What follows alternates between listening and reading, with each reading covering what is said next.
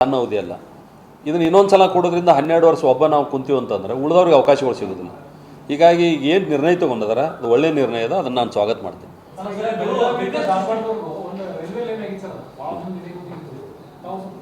ಬೆಳಗಾವಿಯಿಂದ ಹಾಂ ಅಲ್ಲ, ನಾನು ನೋಡ್ರಿ ಆ ಲೈನ್ ಸಲುವಾಗಿನೇ ಕೇಂದ್ರ ಸಚಿವರನ್ನ ಹಲವಾರು ಬಾರಿ ನಾವು ಭೇಟಿಯಾಗಿದ್ದೀವಿ. ಕೇಂದ್ರದ ಯಾವುದೂ ಇದರಲ್ಲಿ ತಪ್ಪಿಲ್ಲ.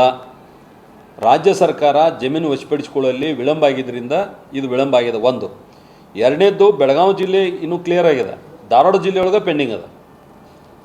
ಬೆಳಗಾವಿ ಜಿಲ್ಲೆಯೊಳಗೆ ಏನು ಉಳಿದಿಲ್ಲ ಜಮೀನು ಜಾಸ್ತಿ, ಧಾರವಾಡ ಜಿಲ್ಲೆಯೊಳಗೆ ಜಾಸ್ತಿ ಜಮೀನು ಉಳಿದದ. ಅಲ್ಲಿ ಏನಾಗಿಬಿಟ್ಟದ ಅಂದರೆ ಒಂದು ಇಂಡಸ್ಟ್ರಿ ತಂದು ಬಿಟ್ಟದ. ಆ ಅಲೈನ್ಮೆಂಟ್ ಚೇಂಜ್ ಆತಂದ್ರೆ, ಆ ಇಂಡಸ್ಟ್ರಿ ಸಲುವಾಗಿ ಅಲೈನ್ಮೆಂಟ್ ಚೇಂಜ್ ಆಗೋದಾದ್ರೆ ರೈತರ ಸಲುವಾಗಿ ಯಾಕೆ ಚೇಂಜ್ ಆಗೋದಿಲ್ಲ ಅಂತ ರೈತರ ಪ್ರಶ್ನೆ ಅದ. ಹೀಗಾಗಿ ಆ ಗೊಂದಲದೊಳಗೆ ಇದು ಪೆಂಡಿಂಗ್ ಉಳಿದದ. ನಮ್ಮ ಕೇಂದ್ರ ಸರ್ಕಾರದ ಯಾವುದೇ ತಡ ಆಗುವಂಥದ್ದಿಲ್ಲ. ಕೇಂದ್ರದ ಪಾತ್ರ ಅಲ್ಲಿ ಏನೂ ಇಲ್ಲ, ರಾಜ್ಯದ ಪಾತ್ರದ ರಾಜ್ಯದವ್ರು ಕ್ಲಿಯರ್ ಮಾಡಿಕೊಟ್ಟಾಗ ಅದು ಕೆಲಸ ಪ್ರಾರಂಭ ಆಗ್ತದೆ.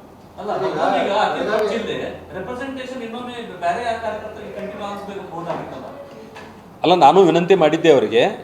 ಒಂದು, ಪ್ರಾರಂಭದಿಂದ ಬೆಳಗಾವಿ ಜಿಲ್ಲೆ ನಾವು ಆಳಿಸ್ಕೊಳತ್ತೀವೇನೋ ಅನ್ನುವಂಥ ಒಂದು ಕೊರಗದ ನಮ್ಮ ಜಿಲ್ಲೆದು.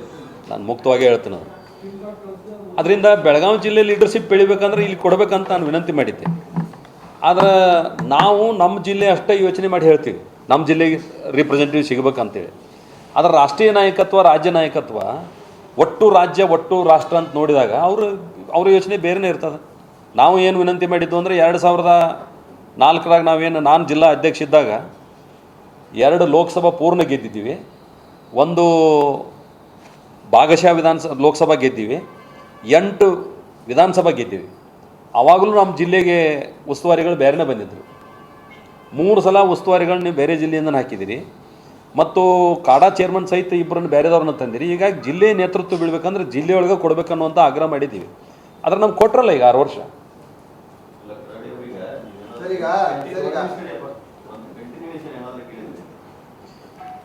ನಾನಂದ್ರೆ ಯಾರನ್ನು ಹೋಗಿ ಭೇಟಿ ಆಗಲಿಲ್ಲ, ಕಂಟಿನ್ಯೂ ಮಾಡ್ರಿ ಅಂತೇಳಿ. ಏನು ರೀ? ಇಲ್ಲ ಮಾಡಲಿಲ್ಲ. ಯಾಕೆ ಮಾಡಲಿಲ್ಲ ಅಂದ್ರೆ ನಾನು ಲೆಟ್ರೂ ಕೊಟ್ಟಿಲ್ಲ, ಯಾರಿಗೆ ವಿನಂತಿನೂ ಮಾಡೋಕೆ ಹೋಗಿಲ್ಲ. ನನ್ನ ಮನುಷ್ಯನಾಗ ಒಂದು ಭಾವನೆ ಇತ್ತು, ನಾನು ಕೇಳ್ದೆ, ನನಗೆ ಪಾರ್ಟಿ ಕರೆದ ರಾಜ್ಯಸಭಾ ಸದಸ್ಯ ಮಾಡಿದ ನಂತರ ಮತ್ತು ನನ್ನ ಮುಂದುವರ್ಸ್ರಿ ಅಂತ ಹೋಗೋದು ಸ್ವಾರ್ಥ ಆಗ್ತದೆ. ನನ್ನಂಥ ಸಾವಿರಾರು ಜನ ಕಾಯ್ತಾ ಇರ್ತಾರೆ. ಪಾರ್ಟಿ ನಾ ಕೆಲಸ ಚಲೋ ಮಾಡಿದ್ರೆ ಅಥವಾ ಜಿಲ್ಲೆಯೊಳಗೆ ಇನ್ನೊಂದಿಷ್ಟು ಬೆಳವಣಿಗೆ ಆಗ್ಬೇಕಂದ್ರೆ ಕೊಡ್ತಾರೆ. ಅಕಸ್ಮಾತ್ ಬೇರೆದವ್ರಿಗೆ ಕೊಟ್ಟರೆ ಅವ್ರ ಜೋಡಿ ಸಹಕಾರ ಕೊಟ್ಟು ಮಾಡೋಣ ಅಂತೇಳಿ ಆ ಭಾವನೆ ಇಟ್ಕೊಂಡು ನಾನು ಕೇಳಿಲ್ಲ. ಈಗ ಬೆಳಗಾವಿಯ ರೈಲ್ವೆ ನಿಲ್ದಾಣಕ್ಕೆ ಡಾಕ್ಟರ್ ಶಿವಬಸವ ಮಹಾಸ್ವಾಮಿಗಳ ಹೆಸರಿಡಬೇಕಂತೇಳಿ ರಾಜ್ಯ ಸರ್ಕಾರ ಕೇಂದ್ರ ಸರ್ಕಾರ ಶಿಫಾರಸು ಮಾಡಿ, ಯಾಕೋ ಅದ್ರ ಬಗ್ಗೆ ಯಾರೂ ಇದುವರೆಗೂ ಕೂಡ ಧ್ವನಿ ಆಗ್ತಾ ಇಲ್ಲ. ಯಾಕೆ ನಿಮ್ಗೆ ಒಪ್ಪಿಗೆ ಇಲ್ವಾ ಅಥವಾ ಏನು? ಇಲ್ಲ, ಒಂದು, ನೀವು ವಯಾ ಮೀಡಿಯಾ ಅಂದ್ರೆ ನಮ್ಮನ್ನು ಕ್ರಾಸ್ ಮಾಡೇ ಹೋದ್ರಂದ್ರೆ ನಾವು ಏನಂತ ಹೋಗೋಣ ಅಲ್ಲಿ?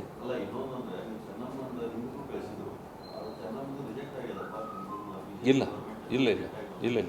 ಹಿಂದೆ ಕಳಿಸಿಲ್ಲ ನೋಡ್ರಿ. ಅಧಿಕೃತವಾಗಿ ನಾನು ಪತ್ರ ವ್ಯವಹಾರ ಮಾಡಿ ಅವರು ಸ್ವತಃ ಮಂತ್ರಿಗಳ ಒಪ್ಕೊಂಡಿದ್ದಾರೆ. ಇದು ಕ್ಯಾಬಿನೆಟ್ ನಿರ್ಣಯ ಆಗಬೇಕಾಗ್ತದೆ. ಹೀಗಾಗಿ ಕ್ಯಾಬಿನೆಟ್ ನಿರ್ಣಯಕ್ಕೆ ಪೂರಕವಾಗಿ ಏನೇನು ಬೇಕಾಗ್ತದೆ ನಾ ಕಳಿಸ್ಬೇಕಾಗ್ತದೆ. ಕೇವಲ ಬೆಳಗಾವಿ ಒಂದನ್ನು ಕಳ್ಸೋಕ್ಕಾಗೋದಿಲ್ಲ.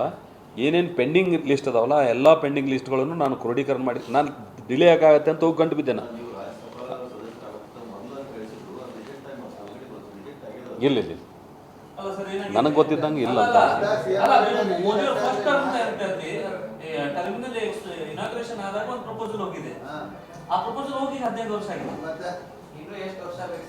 ಅದು ಗೊತ್ತಿಲ್ಲರಪ್ಪ ನನಗೆ.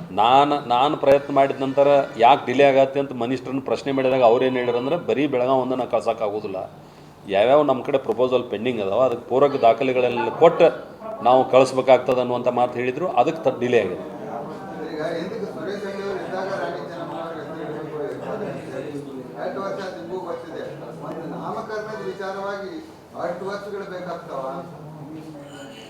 ಇಲ್ಲ, ಈಗಾಗಲೇ ನೀವು ಬೇರೆ ಬೇರೆ ಹೆಸರುಗಳನ್ನು BJP ಸರ್ಕಾರ ಇದ್ದಾಗನ ಮಾಡಿದಲ್ಲ. ಈಗ ಉದಾಹರಣೆ ನಮ್ಮದು ಮುಂಬೈ ಕರ್ನಾಟಕ ಅಂತಿದ್ರು, ಅದಾಗಬಾರ್ದಂತೇಳಿ ನಾವು ಕಿತ್ತೂರು ಕರ್ನಾಟಕ ಅಂತೇಳಿ ಹೆಸರಿಟ್ಟಿವಿ.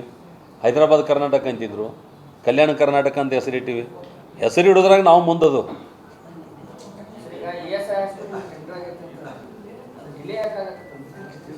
ಒಂದು ಬೇರೆ ಬೇರೆ ಕಾರಣಗಳದಾವ. ಇದು ವಿಷಯಾಂತರ ಆಗಬಾರ್ದು ಅನ್ನೋ ಕಾರಣಕ್ಕೆ ಅದನ್ನು ಹೆಚ್ಚು ಪ್ರಸ್ತಾಪ ಮಾಡೋದಿಲ್ಲ. ಫಸ್ಟ್ ಮಂಜೂರಿ ಆಯಿತು, ಅಲ್ಲಿರುವಂಥ ಎಂಪ್ಲಾಯೀಸ್ ಬೇರೆ ಕಡೆ ಹೋಗೋಕೆ ರೆಡಿ ಇಲ್ಲ. ನೀವು ಕಟ್ಟಡ ಕಟ್ಟೋದಕ್ಕೆ ಅವ್ರನ್ನ ಬೇರೆ ಕಡೆ ಶಿಫ್ಟ್ ಮಾಡ್ಬೇಕಲ್ಲ. ಅವರೇನೋ ಪಾಲಿಟಿಕ್ಸ್ ಮಾಡಿ ಅಲ್ಲೇ ಉಳಿಬೇಕಂತೇಳಿ ಅದನ್ನು ತೊಂದರೆಗೆ ಮಾಡಿರು. ಅದಾದ ನಂತರ ಕಟ್ಟಡಗಳು ಎಲ್ಲಿ ಹೋಗ್ಬೇಕು ಅನ್ನೋದು ಒಂದು ತೊಡೆ ಲೀಡರ್ಗಳು ಗದ್ದಲ ಮಾಡಿ ಅದನ್ನೊಂದು ತೊಡೆ ಪ್ರಾಬ್ಲಮ್ ಮಾಡ್ರು. ಈಗ ಅವನ್ನೆಲ್ಲ ಹೇಳಿದ್ರು ಅಂದ್ರೆ ಮತ್ತೆ ಅಡಚಣೆ ಆಗ್ತಾವ. ಅದಕ್ಕೆ ಅಡಚಣೆ ಮಾಡ್ಕೊಲಾರ್ದ ಅದನ್ನು ಮುಂದುವರ್ಸೋದು ಭಾಳ ಸೂಕ್ತ ಅಂತ ಅನಿಸ್ತದೆ. 25ನೇ ತಾರೀಕು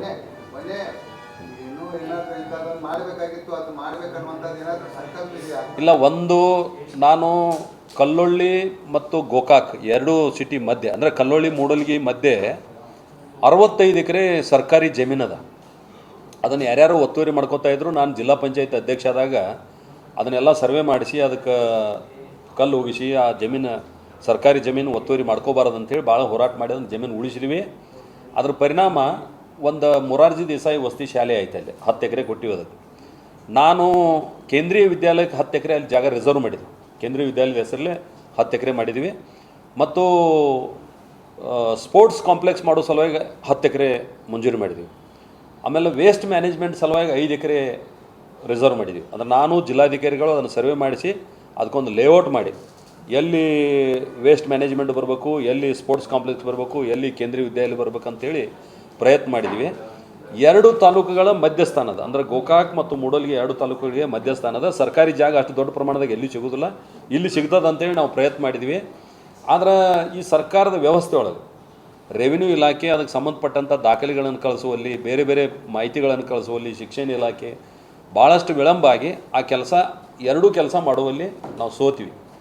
ಅದಕ್ಕೆ ರಾಜಕಾರಣವೂ ಸೇರಿದ. ಬಟ್ ಈಗ ಅದು ಮಾತಾಡಿ ಅರ್ತಿಲ್ಲ. ಆಪ್ರೇಷನ್ ಸಕ್ಸಸ್ ಆದ್ರೆ ಡಾಕ್ಟರ್ನಿಗೆ ಹೆಸರು ಬರೋದ. ಹೀಗಾಗಿ ನಾನು ಬೇರೆದವ್ರು ಯಾರ ಮೇಲೆ ಬ್ಲೇಮ್ ಮಾಡೋಕ್ಕಿಂತ ಇದು ಸಕ್ಸಸ್ ಆಗಲಿಲ್ಲ. ಅದು ನನ್ನ ಮನುಷ್ಯನಾಗ ಕೊರಗದ. ಒಂದು ಕೇಂದ್ರೀಯ ವಿದ್ಯಾಲಯ ಏನು ಸರ್?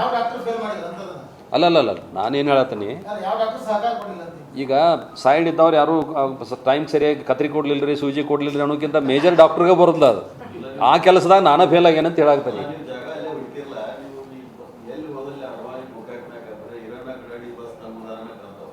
ಇಲ್ಲ, ಎಲ್ಲ ಕಡೆ ಮಾಡಿದ್ರಿ, ಜಿಲ್ಲಾ ತುಂಬ ಎಲ್ಲ ಕಡೆ ಮಾಡಿದ್ರಿ. ನೀವು ಕೇಳ್ರಲ್ಲ ಇಲ್ಲಿ ಏನ್ರಿ ನಿಮ್ಮ ಕಡೆ ಅದಾವ. ಈಗ ನೋಡ್ರಿ ಅವ್ರ ಮೆಂಬರ್ ಅವ್ರ ಕಡೆ ಎಷ್ಟು ಮಾಡಿದ್ವಿ? 2. ನಿಮ್ಮ ಕಡೆ ಎಷ್ಟು ಮಾಡಿದ್ವಿ? ನಿಮ್ಮ ಕಡೆ 1.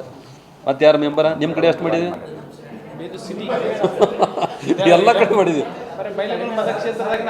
ಇಲ್ಲಿ ಬೈಲೊಂಗಲ್ದವ್ರದವ್ರು ಕೇಳ್ರಿ, ಬೈಲೊಂಗಲ್ ಎಷ್ಟು ಮಾಡಿದ್ವಿ? ಅಲ್ಲಿ ಬೈಲೊಂಗಲ್ ಕ್ಷೇತ್ರದಾಗ 10-15 ಕೊಟ್ಟಿವಿ. ಅಲ್ಲಿ ಇಲ್ಲ, ಅಲ್ಲಿ ಯಾಕೆ ನಾವು ಮಾಡಿದ್ವಿ ಅಂದ್ರೆ ನಮ್ಮಲ್ಲೇನ ಕೇಂದ್ರೀಯ ವಿದ್ಯಾಲಯ ಯಾಕೆ ಮಾಡಿದವ್ರೆ ಒಂದು ಗಮನಕ್ಕೆ ಇರುತ್ತೆ ನಮಗೆ. ದಯವಿಟ್ಟು ಅದೇನು ಸ್ವಾರ್ಥ ಇರ್ಬೋದು.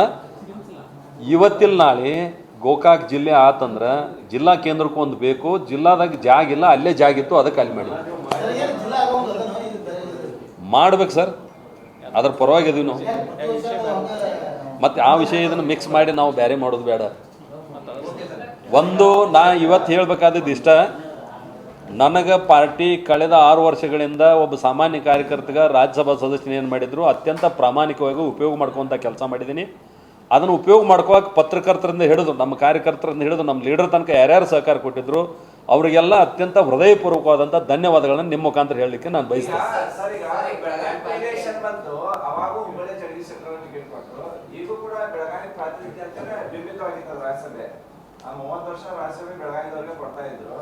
ಇದು ಒಬ್ಬಳಿಗೆ ಎಲ್ಲ ದೊಡ್ಡ ದೊಡ್ಡ ರಾಜಕಾರಣಿಗಳು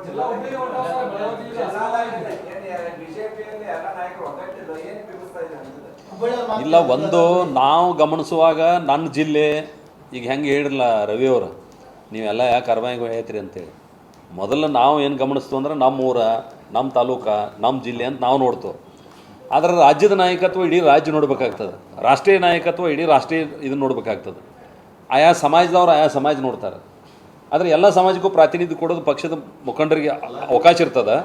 ಆ ಹಿನ್ನೆಲೆಯೊಳಗೆ ಬಹುಶಃ ಅವರು ಹಾಲು ಮತ ಸಮಾಜಕ್ಕೆ ಸಂಬಂಧಪಟ್ಟಂಥವ್ರು ಮತ್ತು ಆ ಭಾಗಕ್ಕೂ ಒಂದು ಪ್ರಾತಿನಿಧ್ಯ ಸಿಗಲಿ ಅಂತ ಕೊಟ್ಟಿರ್ಬೋದು. ಅದನ್ನು ನಾವೇ ಯಾಕೆ ತಪ್ಪು ತಿಳ್ಕೊಬೇಕು?